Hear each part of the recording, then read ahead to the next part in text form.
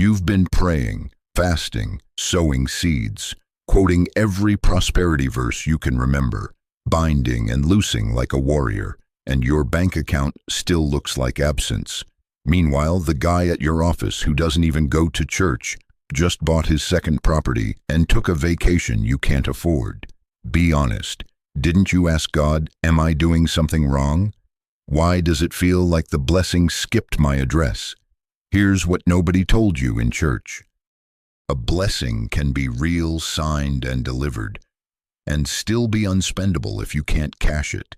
Heaven can wire it, but earth can still hold it.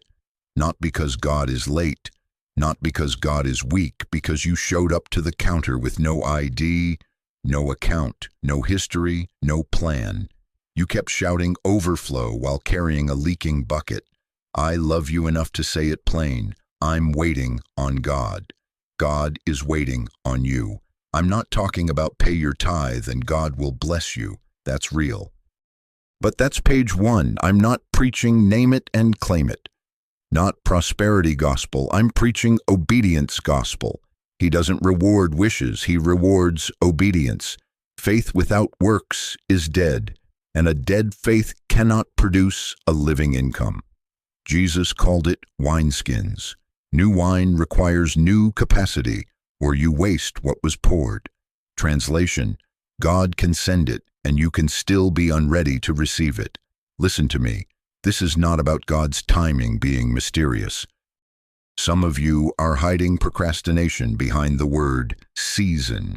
It's not a season problem, it's a stewardship problem. Heaven does not fund chaos. If the check hits your hand but your life is flagged as high risk, no identity, no discipline, no integrity, no skill, no plan, why would a righteous God bankroll the same patterns that already broke you? If you're tired of being the most prayerful person in the room and still the most broke, stay here. By the time we're done, you will know the approval criteria the kingdom uses to clear increases. Identity verified, discipline proven, integrity intact, skill sharpened, budget counted, debt strategy in motion, reserves established, purpose defined. And I will hand you a war plan for tonight, not tomorrow, tonight, because delay loves vague, obedience loves specifics. Feel the hope rising. Good. Shame is not your portion. Clarity is. You are not cursed. You are not forgotten. You are being coached to become cash ready, to match what God already released with a life that can hold it, use it, multiply it, and not lose it. If a bank can reject a check with your name on it, don't pretend life can't reject a blessing you weren't prepared to hold. Hear me plain. Approval isn't about how loud you want it. It's about how much you can hold without spilling, bending, or breaking. Desire feels holy because it cries in prayer meetings, but desire doesn't balance a budget, track a payment, build a schedule, or keep a promise. Wanting more is not the same as managing more. Increase follows capacity. Heaven doesn't fund chaos. Jesus already set the policy. Whoever is faithful with very little will also be faithful with much, and whoever is dishonest with very little will also be dishonest with much. Luke 16:10. Translation: the kingdom treats increase like a trust, not a lottery win. God is not playing scratch-offs with your destiny. He is looking for stewards.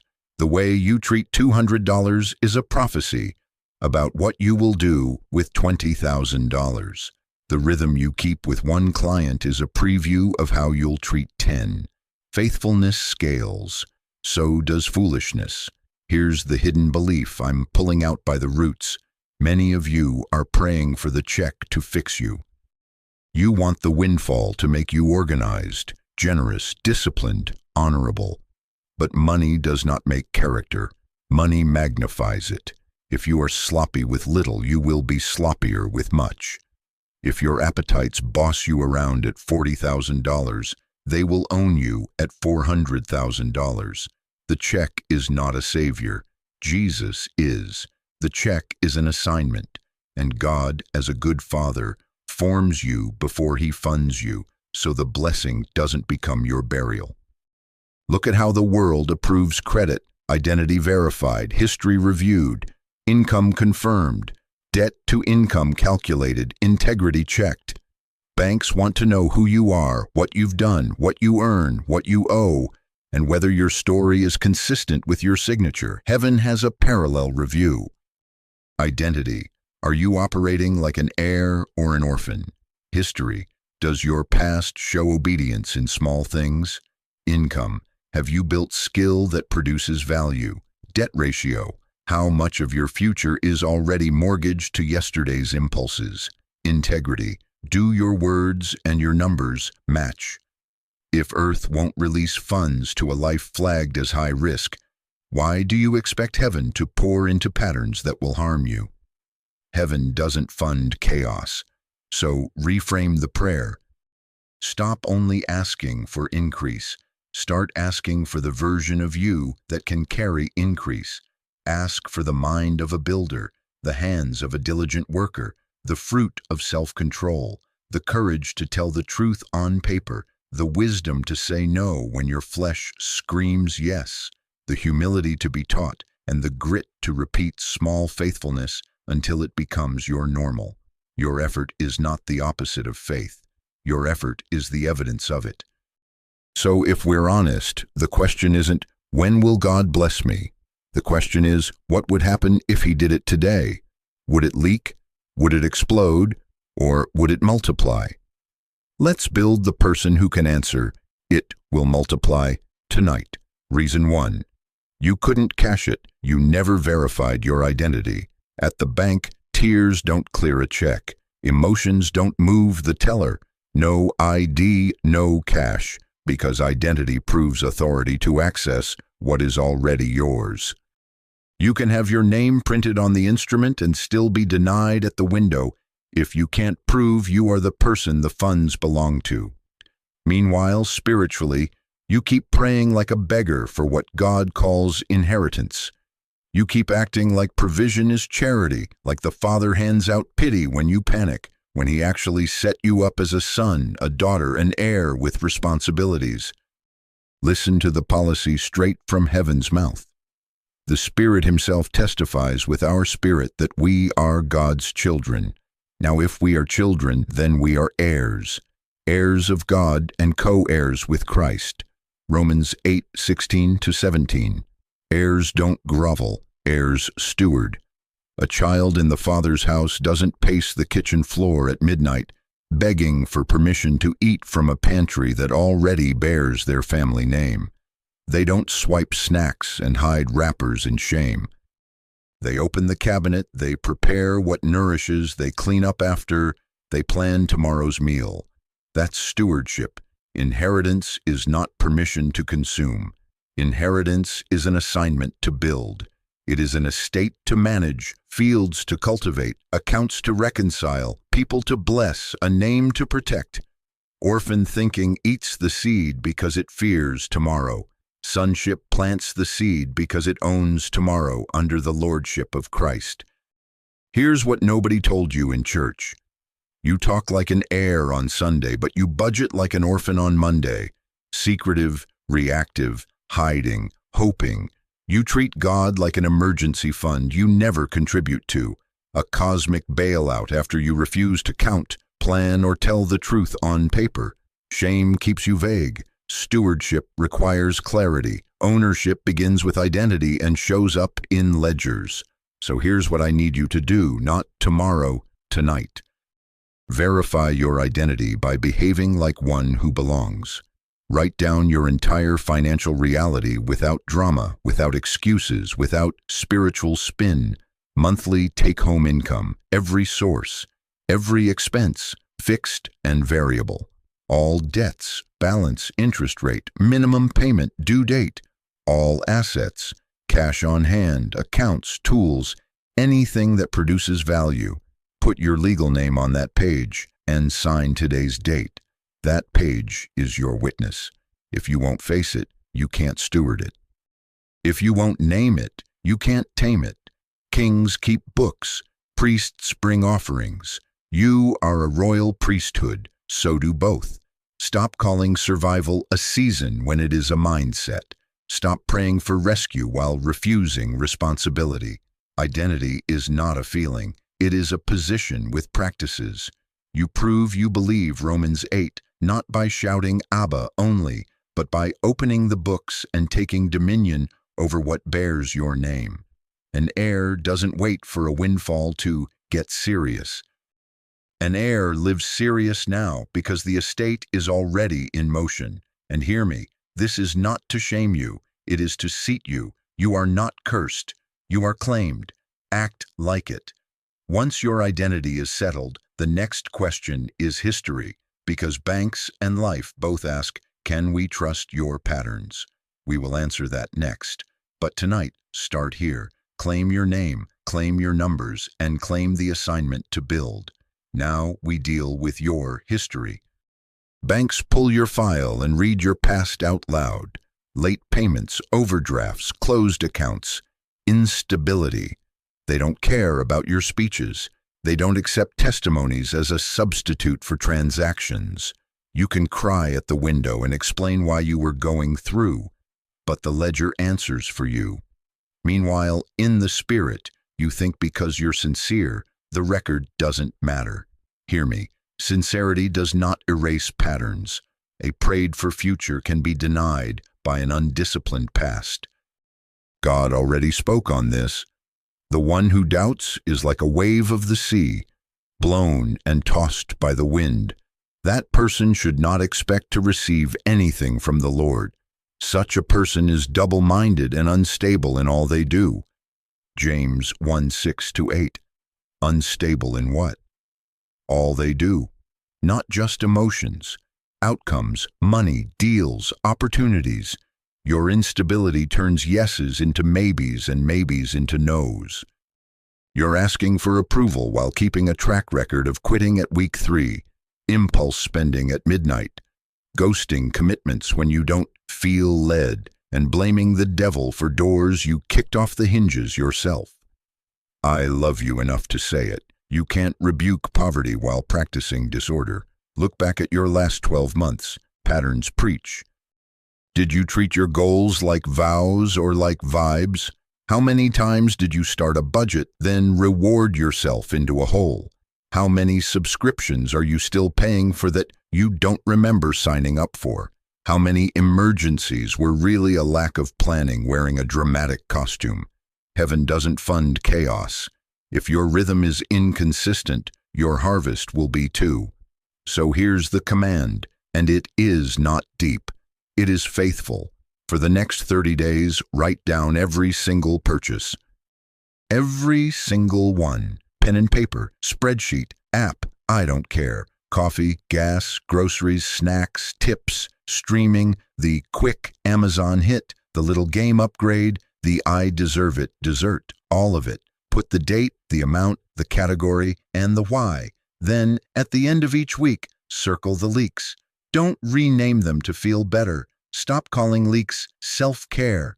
Self-care that sabotages future you is self-harm with a scented candle. Name it. Boredom buys, stress clicks, comparison spending, people-pleasing tabs. If it's a leak, close it. Cancel the auto-renews you forgot about tonight. Set a 24-hour rule before any non-essential spend. Delete saved cards from your browser so you have to feel the friction of typing numbers again. That friction is mercy. And for my serial starters, pick one routine and make it non-negotiable. Track daily, review weekly, decide monthly. If you miss a day, don't spiral. Catch up that night. Faithfulness is not perfection. It is persistence under pressure. Your file is being rewritten one obedient day at a time. God multiplied the widow's oil, but the flow stopped when she ran out of jars. Your jars are habits. Preparation determines the size of your miracle. You say, but I've changed. Good. Prove it in the record. Let your bank history become your testimony. Let your calendar agree with your confession. Let people who do business with you say, they show up, they deliver. They pay on time. That's favor's favored environment.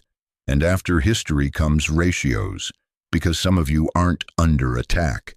You're overleveraged. Now, ratios. Banks don't only ask, do you have money coming in? They ask, how much is already spoken for? That's called debt to income. If your minimums eat your paycheck before it lands, the teller isn't being mean when they stamp denied. They're reading the math. Your money is already promised to someone else. Hear heaven in that sentence. If your future is already owed, your blessing has nowhere to land. Call it what God calls it. The borrower is slave to the lender. Proverbs 22:7. Slave, not sophisticated, not normal adulthood. Bondage. Every swipe writes a tiny contract that assigns a slice of tomorrow to a thing you didn't have the patience to save for today. Debt is not just a bill, it is time travel theft. It drags your next harvest into last year's appetite. You keep asking me to send increase while you've already rented out your increase to Visa, the car note, buy now, pay later, and that furniture you stopped noticing 2 weeks after delivery. So here's the war plan. Tonight, list every debt, smallest to largest. Put the name, balance, interest rate, minimum payment, and due date. All of them. Student loans, cards, auto, medical, personal. That 0% promo that is really 24.99% waiting in the bushes. Next, make minimum payments on all to protect your credit history from more damage. Then pick one debt to attack like it insulted your family. 2 methods. Snowball. Pay off the smallest balance first to build momentum. Avalanche. Attack the highest interest rate first to cut cost. Pick one and obey it. Don't spend a month arguing on Reddit about which is optimal while nothing moves. Obedience is optimal. Automate the attack. Schedule extra principal payments the day your income hits, so feelings don't vote. Move to weekly or bi-weekly micro payments if your lender allows. Interest calculates daily. Starve it. Sell something this week. The treadmill you're using as a hanger, the gadgets, the second TV. Call your creditors. Ask for a lower APR, a hardship plan, a fee reversal. Many will say yes if you show consistent payments for 90 days. Take a short overtime sprint, a weekend project, a delivery route, not forever for the next 90 days, and point every extra dollar like a laser at the target debt. This is not forever. This is a jailbreak. Boundary line.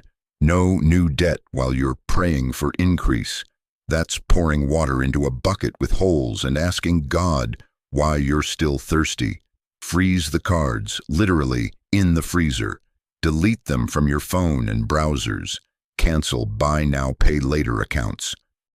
Points are just chains with cashback.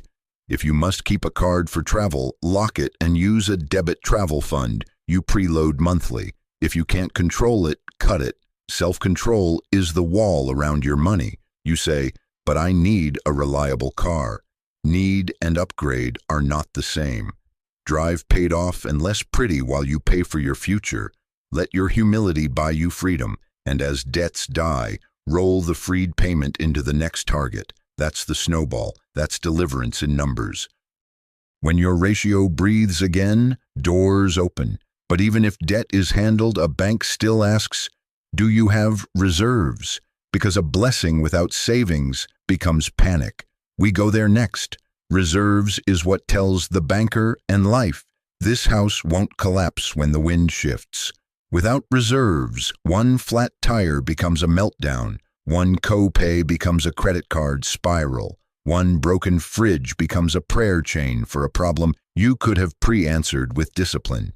That is not persecution. That is poor preparation. Savings isn't fear. It's wisdom that makes you unshakable. God already spoke it. Precious treasure and oil are in the dwelling of the wise, but a foolish man devours all he has. Proverbs 21:20. Translation: the wise store, the foolish consume. Not complicated. If every dollar that touches your hand must be eaten, worn, driven, streamed, or posted this week, Scripture has a word for it. Foolish. I love you enough to say it that plain because this is where the bleeding stops. Preparedness is faith. Noah didn't preach, God will make a way, and then nap. He built before it rained. Genesis 6, Hebrews 11:7. Joseph didn't rebuke famine. He stored in the years of plenty, so Egypt was steady when the world shook. Genesis 41. Faith saw what was coming and stacked grain. Your savings is grain. Here's the war plan.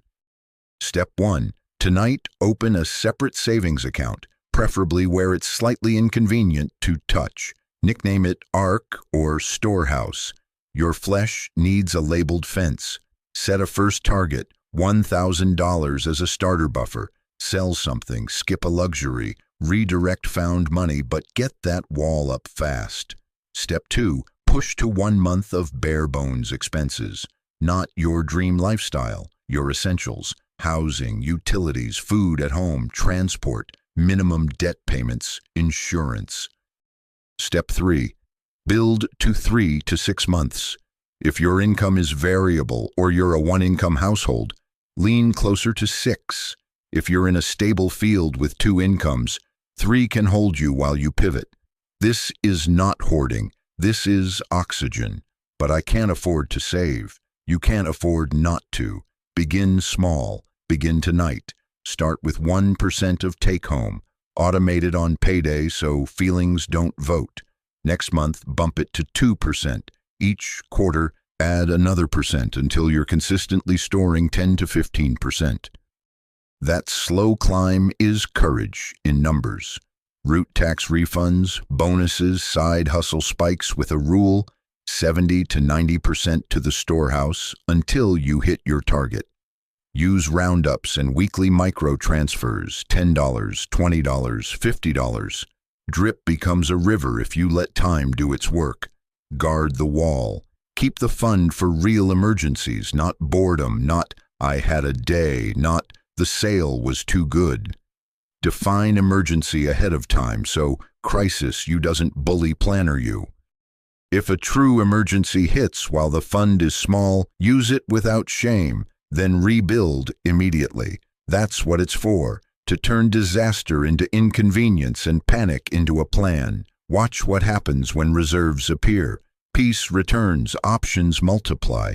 You negotiate better because you're not desperate. You hear God clearer because fear isn't screaming. That stabilized you is the version heaven can trust, with assignments that require patience and cash flow. Now that stability is forming, we face the next approval line, skill, because I will not let you pray for harvest while refusing development. God multiplies what you sharpen, not what you fantasize about. He doesn't bless laziness and call it faith. We go there next. You're praying for harvest with untrained hands.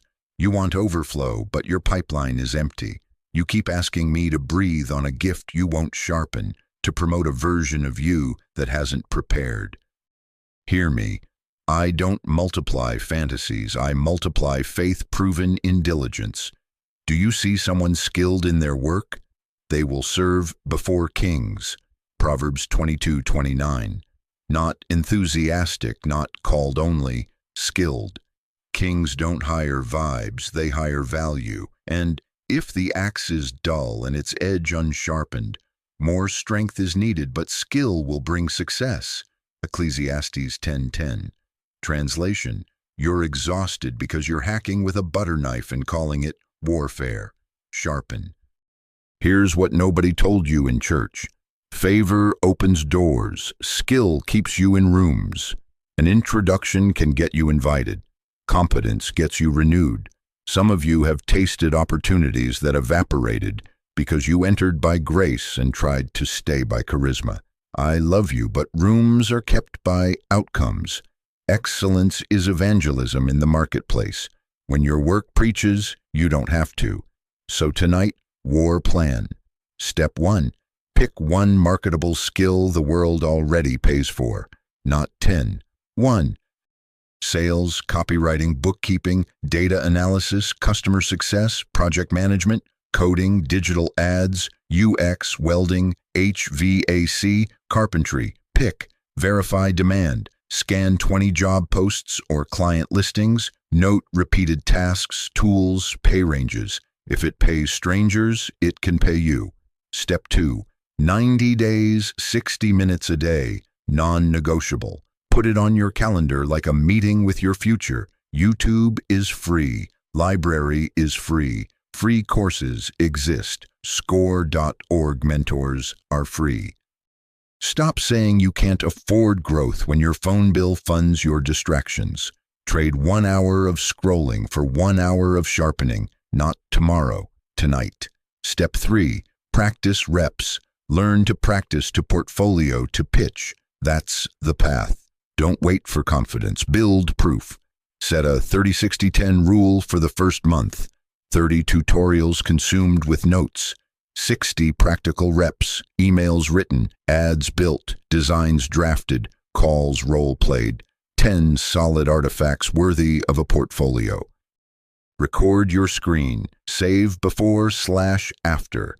Document process. Turn sweat into assets.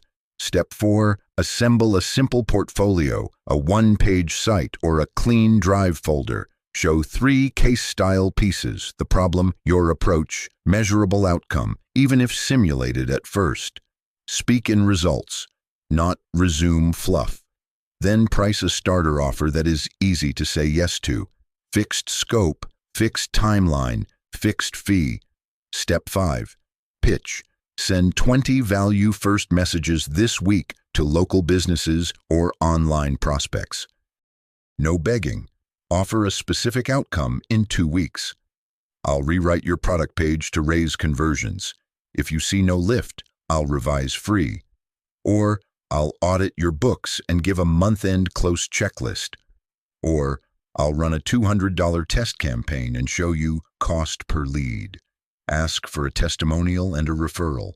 Proof buys permission. Stop skill hopping. Finish 90 days before you pivot. The first 30 feel clumsy. The second 30 feel competent. The third 30 start paying. Track hours, track wins. Raise your rate as proof stacks. Listen to me. Skill raises income, but character keeps income. And some of you can't cash the check because integrity would collapse it. We sharpen the blade. Next, we clean the hands. Now we clean the hands. Listen, banks don't play with fraud. One flag and they don't argue theology. They freeze the account. Transfers halt. Cards decline. Checks bounce. Why? Risk. Integrity issues trigger shutdown. Fast. Heaven operates cleaner than your bank. The Lord detests dishonest scales, but accurate weights find favor with him. Proverbs 11:1. Detests, not dislikes, detests. And Jesus in Luke 16 already ruled on money management. If you have not been faithful with unrighteous mammon, who will trust you with true riches? If you've not been faithful with what belongs to another, who will give you your own? If you're crooked with cash, heaven won't funnel more through you. God won't fund what will destroy your soul and your name. Here's what nobody told you in church. It's not just the obvious scams. It's the small bends you baptized as savvy, rounding hours you didn't work, slipping little lies on applications, under-reporting cash because everyone does it, using pirated software to serve paying clients, charging back a product you kept, returning worn clothes because the event ended, adding fees you didn't disclose, ghosting a freelancer you hired. I'll pay you Friday with no plan to honor it. Manipulating a testimony to juice a sale, padding expenses on the job, sliding business meals to your personal tax write-offs you know don't qualify, cash under the table to dodge both Caesar and the tithe, then asking me for overflow. I love you enough to use Bible words, theft, false witness, partiality. You're asking for increase while teaching your conscience to look away. Wealth built with dirty hands collapses. Maybe not in week one, but rot works slow and sure. Doors that mysteriously close are often mercy. Referrals dry up. Algorithms didn't curse you, reputation did. Your money starts preaching in courtrooms and comment sections. James said, "Your gold and silver have corroded. Their corrosion will testify against you." Money becomes a witness against you when character has been evicted. I'm not withholding to punish. I'm protecting you from the funeral of your own name. Clean the hands and watch favor breathe again. So here's repentance with a plan. Tonight, make a restitution list. Names, amounts, dates, what happened. No spin. Pray over it, then start contact. Where you can repay at once, do it. Where you can't, set humble written payment plans and keep them. If you overcharged, refund the difference. If you took product, return or replace. If you misrepresented results, correct the record publicly where you sold publicly. Call the tax preparer. Amend what needs amendment. Open a separate tax account. Move a set percentage of every deposit there immediately. Non-negotiable. Clean your paper trail. Real contracts, clear scopes, honest timelines. No hidden fees. Stop using company hours and tools to build your side thing. Pay for the licenses and software you use. Decline deals that require lying. Choose clean money over fast money. Fast money is famine with makeup.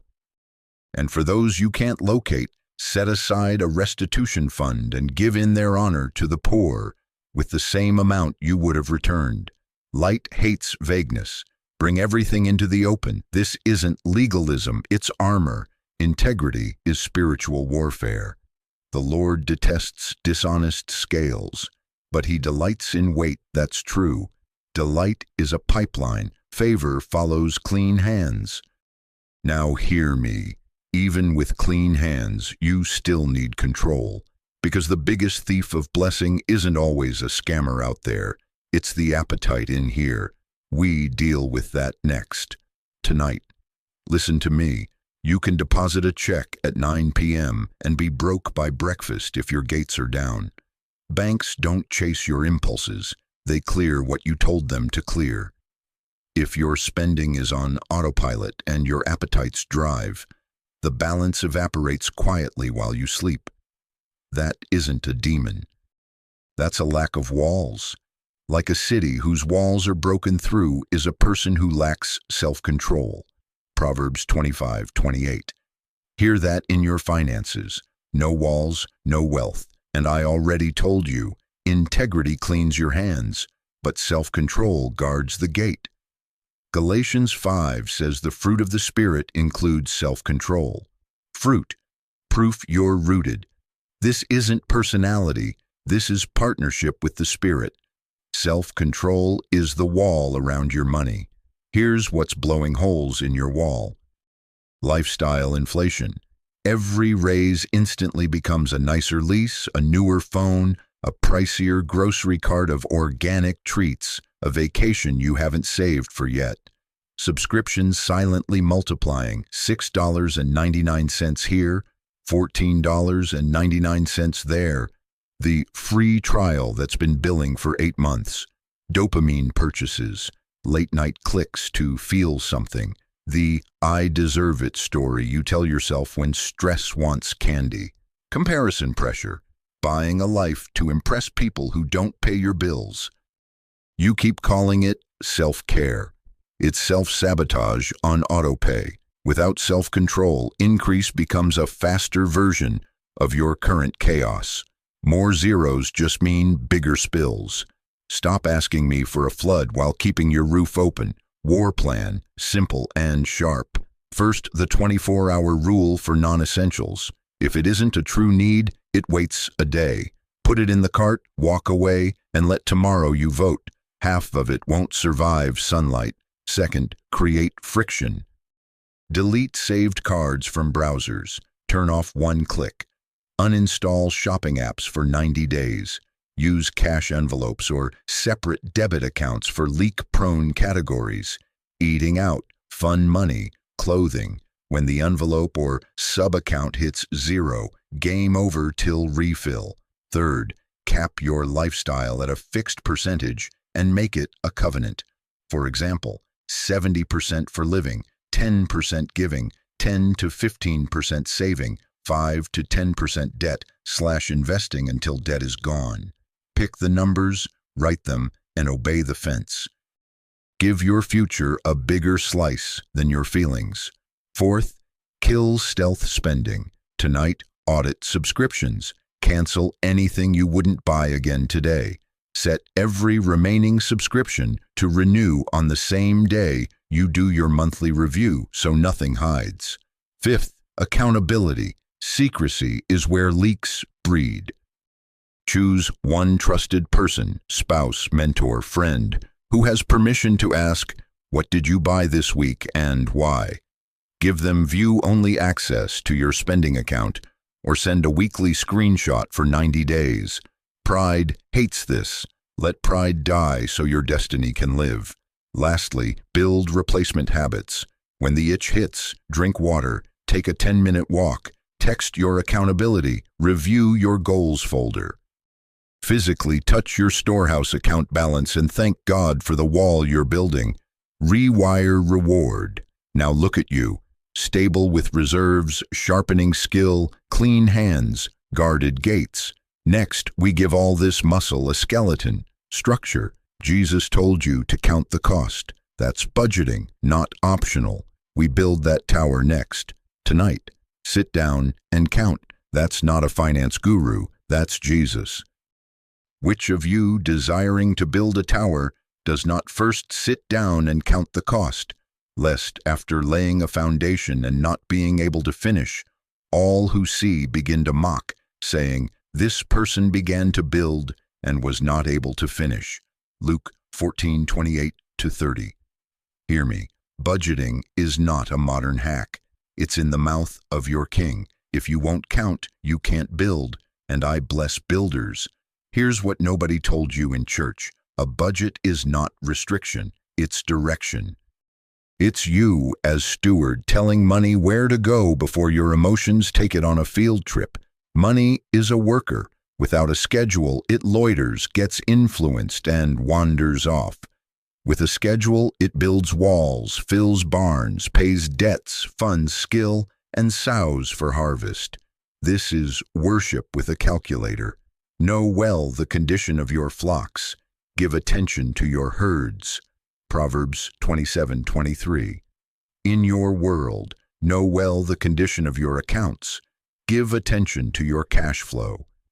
System, simple and strong, zero-based. Every dollar gets a job before the month begins. Income at the top, then assign on paper or in a free app or a spreadsheet until the math hits zero. Give first, save second. 4 walls, housing, utilities, food at home, transportation, minimum debt payments, sinking funds for upcoming knowns, car maintenance, gifts, clothes, holidays, annual fees. Lifestyle last. If there's more month than money, cut lifestyle, not storehouse and not integrity. If there's overflow, it doesn't roam. It attacks a target or seeds growth. Decisions live in the plan, not in the checkout line. Weekly check-in, 15 minutes, same time every week. Reconcile what actually happened against what you planned. No shame, just truth. Move categories if you must, but move in the plan, not in denial. Close the week like a business closes its books. That rhythm turns stress into signals. Cash flow calendar. Put due dates on a calendar synced to paydays so timing doesn't ambush you. If rent is due on the 1st and you're paid on the 28th, earmark the portion in a holding category and don't touch it. Future you is on payroll now. If married, unity is non-negotiable. Budget meeting, weekly, both of you at the table. One may be the numbers driver, but both sign the plan. No secret accounts. No, you handle it, I'll just spend. Division bleeds, increase. Agreement multiplies it. Pray together, assign together, win together. If you're single, invite accountability. Someone who can ask, Does your plan match your purpose? Command for tonight. Put counting session on the calendar within 48 hours. Better, tonight. Gather last 60 days of bank and card statements. Highlight spending by category. Name the truth without excuses. Build next month's zero-based plan in one sitting. Then set your weekly 15-minute money huddle. Same night, same time. Automate what should be automated and fence what leaks. This is obedience, not vibes. He doesn't reward wishes. He rewards obedience. When you can manage one stream with clarity and consistency, Scripture pushes you to multiplication, because I expect growth, not burial. Count this stream well, and I will teach you how to open 7, yes, even 8. You counted one stream. Good. Now hear me. I never taught you to bury a gift. I taught you to multiply it. In Matthew 25, the master gave talents each according to their ability. The 5 made 5 more. The 2 made 2 more. The 1 buried and called it safety. My response? Wicked and lazy servant. Not harsh, holy. I don't reward storage. I reward stewardship that grows. And Ecclesiastes 11:2 already gave you the pattern. Invest in 7 ventures, yes, in 8. For you do not know what disaster may come upon the land. Translation: multiply streams and diversify risk. Don't depend on one employer like Pharaoh owns your future. Here's what nobody told you in church. God doesn't just give increase. He gives assignments that require increase. If your assignment is bigger than your current check, the strategy is not envy. It's multiplication. War plan. Step 1. One new stream, aligned to the skill you've been sharpening. Pick a simple outcome-based offer you can deliver nights/weekends without debt. 2 clients a month, same scope, same price, repeatable. Price it fair, deliver with excellence, collect testimonials. Do that for 90 days before you add anything else. Consistency is a stream. Step 2. Reinvest like a farmer. First slice to taxes. Move it the day you're paid. Second slice to storehouse. Stability funds growth. Third slice back into the machine. Tools, training, marketing that improve delivery. Pay yourself last until the engine hums. Proverbs 13:11. Whoever gathers little by little makes it grow. So little by little becomes overflow when you keep the flywheel spinning. Step 3. Basic investing posture, boring on purpose. If your employer matches a retirement plan, take the full match. That's free wages you're refusing if you don't. Next, automate contributions to low-cost, broad index funds, total market or S&P 500, with expense ratios low and drama lower. Every payday, same amount, no hype. Dollar cost averaging is patience with a calendar. Stop chasing coins, tips, and guaranteed 30% months. Get rich quick is how people get broke fast. Step 4. Build streams that rhyme, not clash. 1 active, your skill service. 1 semi-passive, a digital product from that skill, templates, checklists, mini courses. 1 leveraged, referral commissions inside your niche, transparent and ethical. Later, an asset rental, tools, gear, or small e-commerce line you can fulfill without debt. Document your playbooks. When a stream runs without you for a week, it's ready for a sibling. Step 5. Manage risk like a builder. Keep your emergency fund sacred. Don't fund a side venture with a credit card.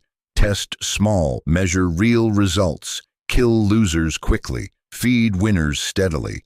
Cap any one client or platform at a percentage of your income, so no algorithm or contract can yank your oxygen. Listen, I'm not asking you to be flashy. I'm commanding you to be faithful. Multiply what's in your hand, not tomorrow. Tonight, send 10 pitches, set 1 auto-invest, sketch 1 simple offer. Heaven doesn't fund chaos, and it doesn't endorse apathy. I bless builders. Now the last test, when the check clears, what is it for? Because blessing without purpose becomes idolatry. We answer that next. When the check clears, what is it for? Hear me. Remember the Lord your God, for it is He who gives you the power to get wealth, that He may establish His covenant. Deuteronomy 8:18. Power to get wealth, for covenant impact, not for ego display. And Scripture already pushed your horizon past you. A good person leaves an inheritance to their children's children. Proverbs 13:22. Children's children. That's legacy. That's timelines bigger than your appetite. Increase is not to flex. It is to fund. Purpose, assignments, a name kept clean, a witness that speaks when you're gone. Tie it all together. The check was real. Your delay wasn't absence. It was approval. You needed ID, son, daughter, heir, not orphan. You needed history, habits that say low risk.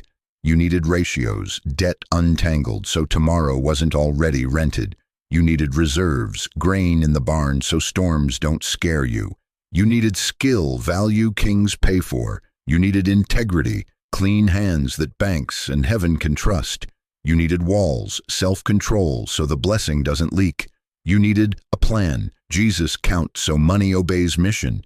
And you needed purpose, why this check exists at all. Now that you see it, stop calling delay mystery. Call it mercy.